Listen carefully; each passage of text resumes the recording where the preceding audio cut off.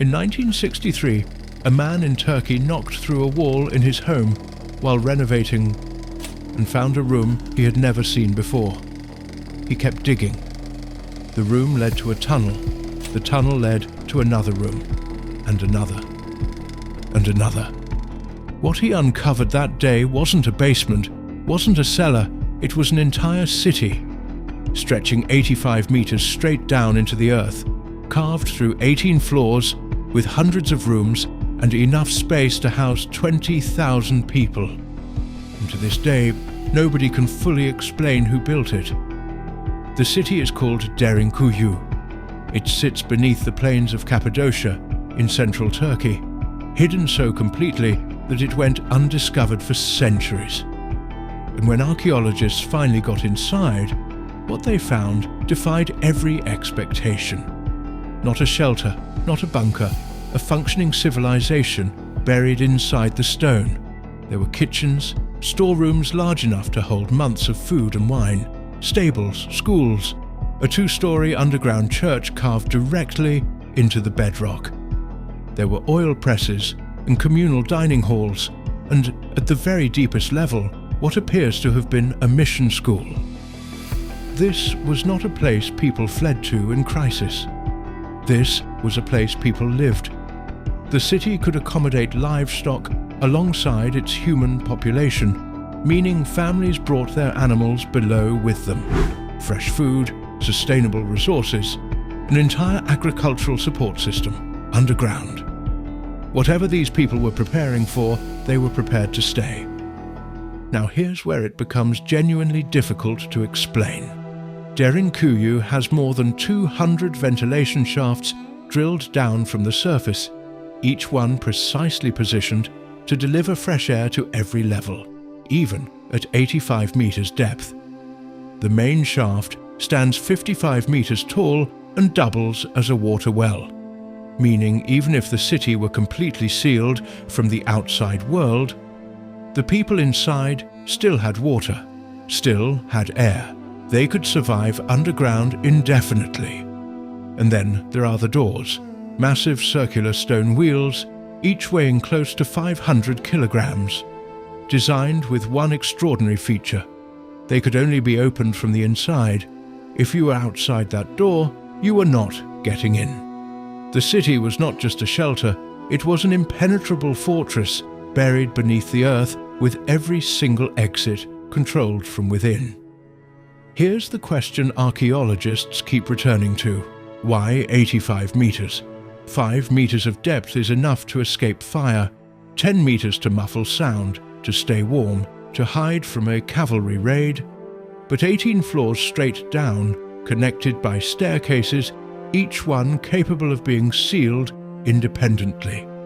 That is not the work of people hiding from a temporary threat.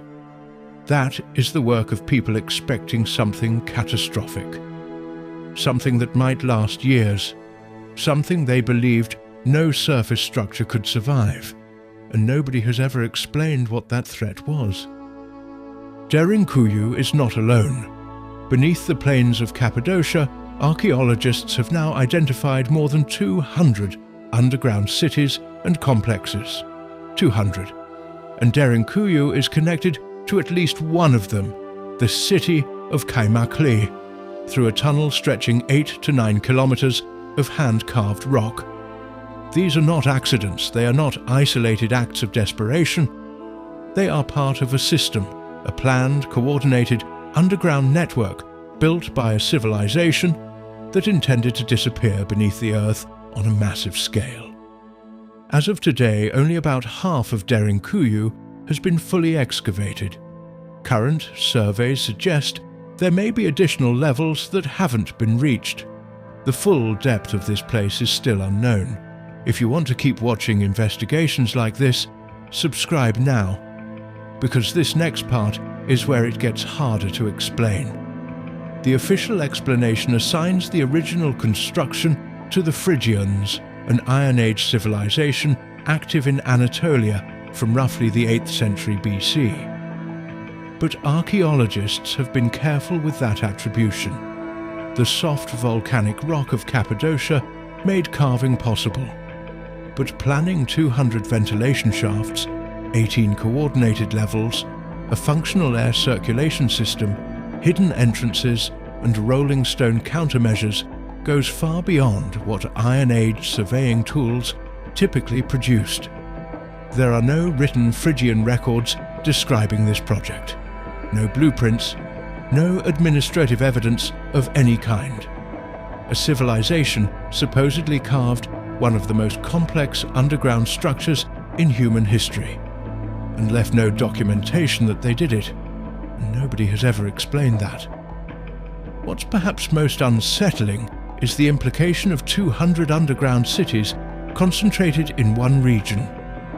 For an ancient civilization to abandon the surface entirely, on that scale, with that level of coordinated engineering, something had to drive them below, not armies.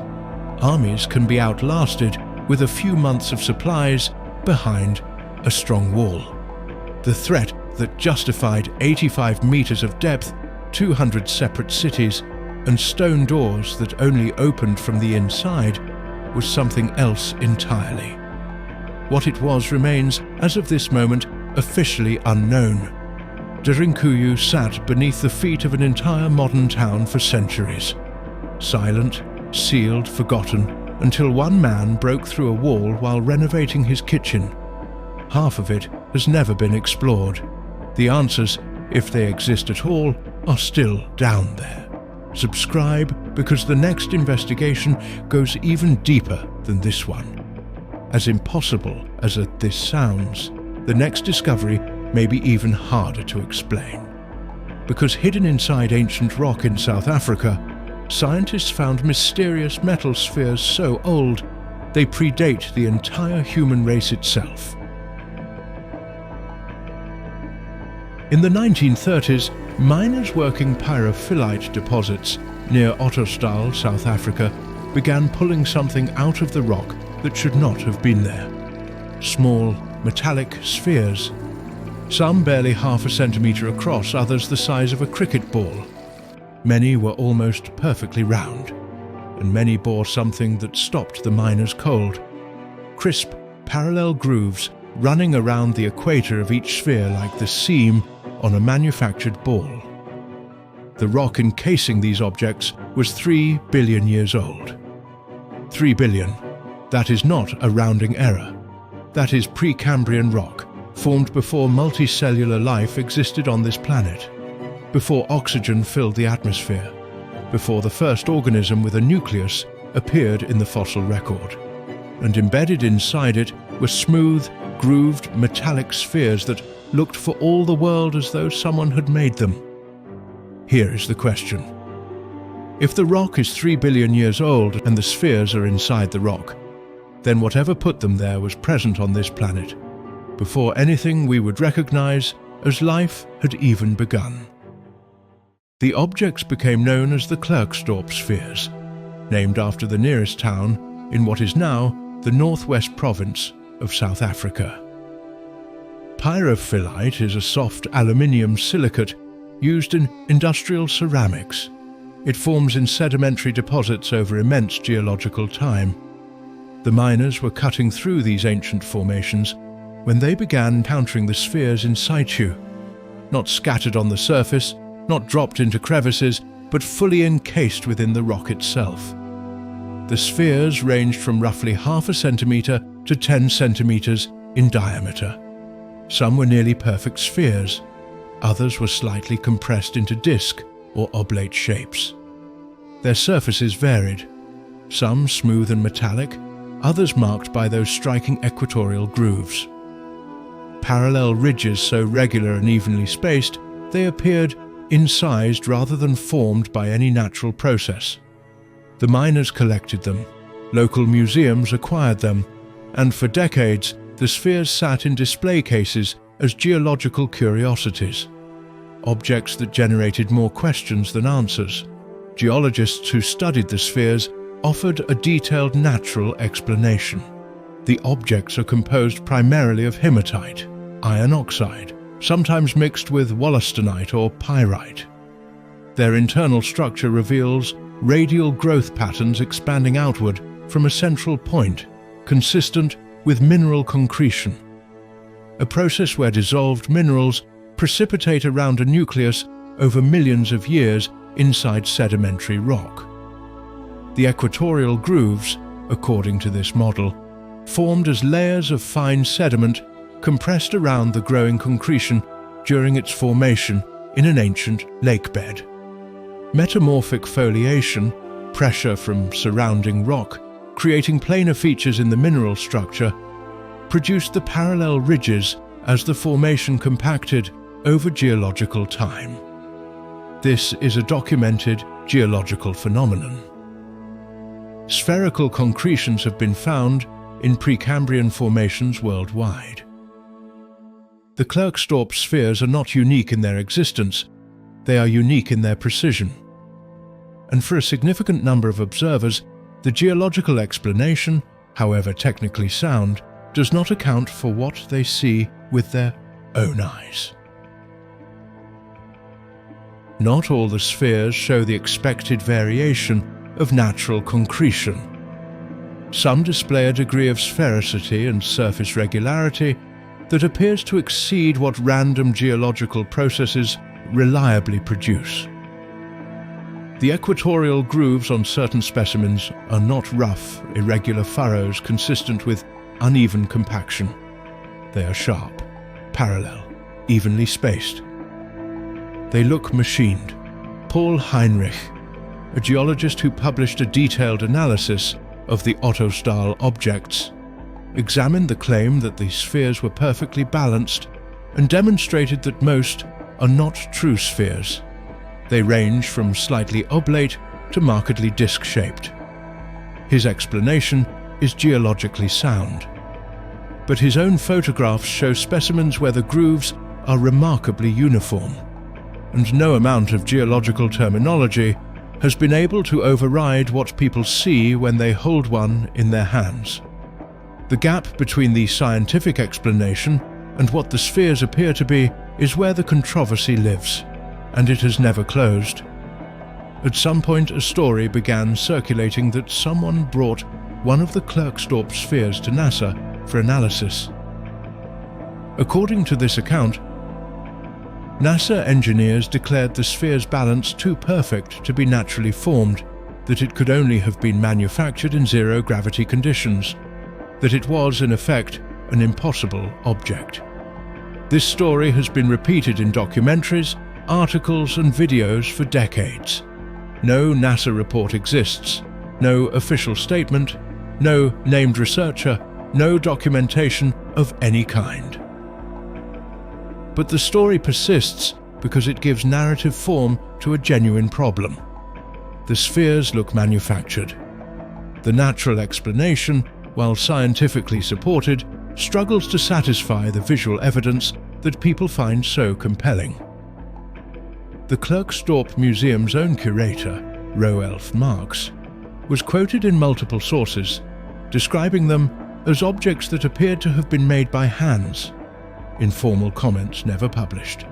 But they reflect the persistent intuition that something about these objects exceeds what geology alone can comfortably explain. The Klerksdorp spheres present a more unsettling possibility than either the mainstream or alternative accounts typically acknowledge. If they are natural, and the geological evidence strongly suggests they are, then the process that formed them produced objects of such apparent precision that trained geologists have had to publish peer-reviewed papers explaining why they are not manufactured. That is a remarkable statement about the natural world. It means that over 3 billion years, under conditions no human was present to observe, geological processes generated objects that fool the human eye into perceiving intentional design. But if even one of them is not natural, if even one specimen exceeds the tolerances that concretion and metamorphic foliation can produce, then the implications are not simply unusual, they are incompatible with the entire established timeline of life and intelligence on this planet. The spheres do not need to be alien. They do not need to be evidence of a lost civilization. They need only be what they appear to be, objects embedded in 3-billion-year-old rock, whose precision the current natural explanation does not fully account for. That single gap between what geology can explain and what the spheres appear to be is enough. The Klerksdorp spheres are not a hoax, they are not a forgery, they are real objects sitting in museum collections right now, available for anyone to examine. They are still asking the same question they asked the day the first miner cracked open that pyrophyllite and found something inside that looked like it had been made by hands that did not yet exist. The answer may be geological, but the question is permanent. Subscribe, because the deeper you dig, the less the ground behaves like it should.